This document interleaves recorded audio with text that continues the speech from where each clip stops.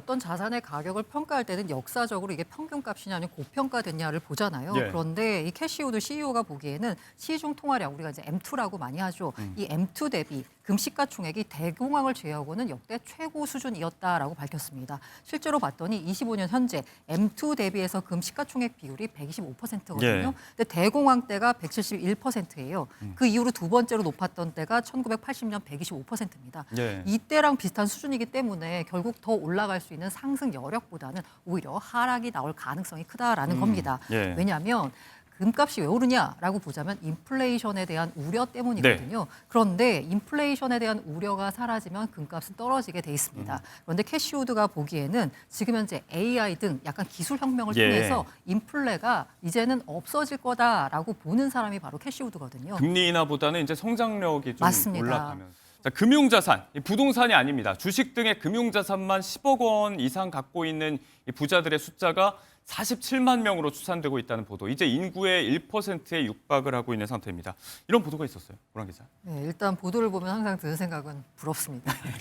공감합니다. 네, 10억 원 이상 이거 아파트 뭐 부동산 뺀 겁니다. 10억 원 이상 보유한 부자가요 47만 6천 명, 전체 인구의 0.92%. 아마 내년쯤이면 1%를 넘어서지 않을까라는 생각마저 듭니다. 예. 이게 조사를 이제 매년 하고 있기 때문에 연간 추이를 볼 수가 있거든요. 조사 처음 시작한 2011년 이거 KB 금융지주 산하 KB 경영연구소에서 2011년에 처음으로 조사를 시작했는데 네. 그때가 13만 명이었어요. 그런데 올해는 47만 6천 명. 그럼 연평균 9.7%씩 부자가 늘어난 겁니다.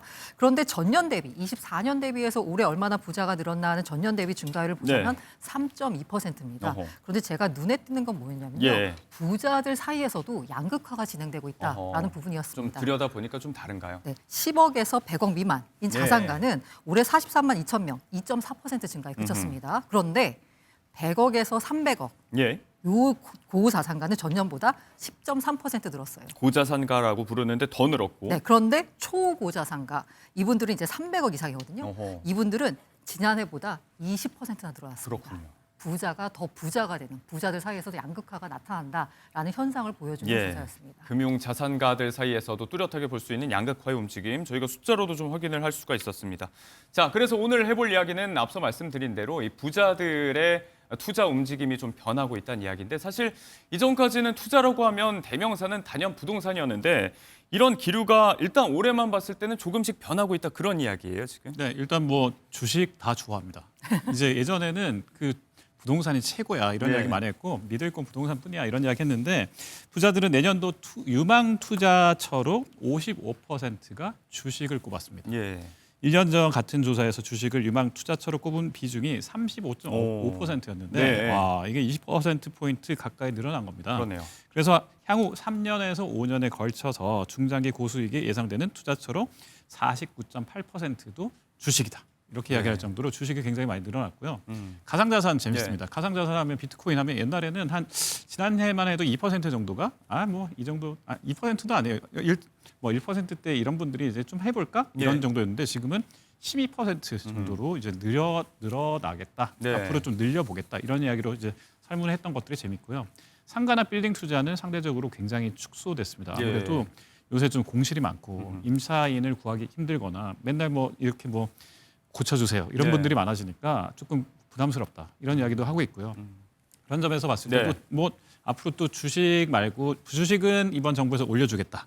뭐 부양책을 많이 만들어주겠다. 그러는데 부동산은 뭐라고 합니까? 집 가진 사람들은 더 세금 많이 때리겠다. 이런 식으로 이야기를 해버리면 자산가 입장에서는 결국 주식으로 갈 수밖에 없다. 이런 이야기를 할 수밖에 없는 거죠. 정부의 확실한 경기 부양책, 또 주식시장 활성화에 대한 이야기가 좀 반영되고 있다는 얘기인데, 고 기자가 지금 하시는 말씀. 제가 눈에 띄는 게 가상자산이 유망하다라고 응답한 비율이 지난해 1.8이었는데 올해 12.5로 너무 급증을 한 거예요. 이 증가폭으로 보자면 여러 자산 가운데 선호도가 가장 많이 올라간 자산이거든요.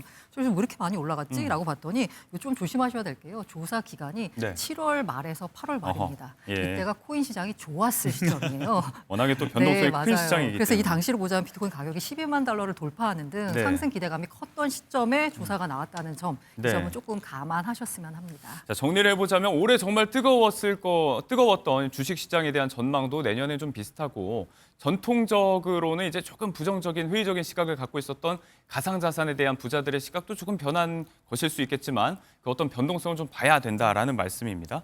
관련해서 그럼 저희가 좀 짚어볼 게 이제 금 이야기인데 최근에 굉장히 가파르게 올랐고 또 안전자산으로서 대표적으로 이제 화폐를 대체하는 수단으로서 많이들 투자를 하고 있는데 지금 여기에 대한 좀 다른 시각을 갖고 있는 사람도 있는 것 같아요. 우리에게는 이제 돈나무로 알려진 네. 캐시우드 CEO가 역사적인 고점을 찍었다. 금에 대해서 이렇게 평가하기도 했어요. 사실 어떤 자산의 가격을 평가할 때는 역사적으로 이게 평균값이냐 아니면 고평가됐냐를 보잖아요. 예. 그런데 이 캐시우드 CEO가 보기에는 시중 통화량, 우리가 이제 M2라고 많이 하죠. 이 M2 대비 금 시가총액이 대공황을 제외하고는 역대 최고 수준이었다라고 밝혔습니다. 실제로 봤더니 25년 현재 M2 대비해서 금 시가총액 비율이 125%거든요. 예. 근데 대공황 때가 171%예요. 그 이후로 두 번째로 높았던 때가 1980년 125%입니다. 예. 이때랑 비슷한 수준이기 때문에 결국 더 올라갈 수 있는 상승 여력보다는 오히려 하락이 나올 가능성이 크다라는 겁니다. 예. 왜냐하면 금값이 왜 오르냐라고 보자면 인플레이션에 대한 우려 때문이거든요. 그런데 인플레이션에 대한 우려가 사라지면 금값은 떨어지게 돼 있습니다. 그런데 캐시우드가 보기에는 지금 현재 AI 등 약간 기술 혁명을 예. 통해서 인플레가 이제는 없어질 거다라고 보는 사람이 바로 캐시우드거든요. 금리 인하보다는 이제 성장력이 좀 맞습니다. 올라가면서 그렇기 해소가 될 때문에 거다. 이 인플레 우려가 잦아진 환경에서는 금값은 강세를 보이기 어렵다라는 게 캐시우드의 주장입니다. 네. 투자에 있어서 좀 조심해야 된다, 신중을 기울여야 한다라는 측면으로 저희가 좀 반대급부로 살펴볼 의견 정도로 참조를 하시면 좋을 것 같습니다. 자, 주식 이야기를 쭉 했지만 올해는 또 코스피 말고 이 서학개미들, 미국 투자에 대한 관심도 굉장히 높았었는데 정부는 환율 이야기하면서 좀 우려의 목소리를 계속해서 내왔고 반대로 이제 증권가와 투자자들의 수요는 조금 온도가 계속해서 다른 것 같아요. 증권가는 계속해서 이제 지금 그럼에도 불구하고 서학개미 계속 하세요. 예. 이런 이야기입니다. 그래서 왜냐하면 이게 지금 돈을 이제 은행대로 돈을 우리 쪽으로 유치하려고 그러고 또 증권사는 증권사대로 우리 쪽으로 유치하려고 그러는데 그러려면 일단 서학개미 이분들의 마음을 좀 잡아야 되잖아요. 예. 그래서 그러다 보니까 이제 그 키움증권이나 이제 시중에 있는 그 유명 증권사들이 이제 환율을 우대하는 95% 정도 수수료를 깎아준다.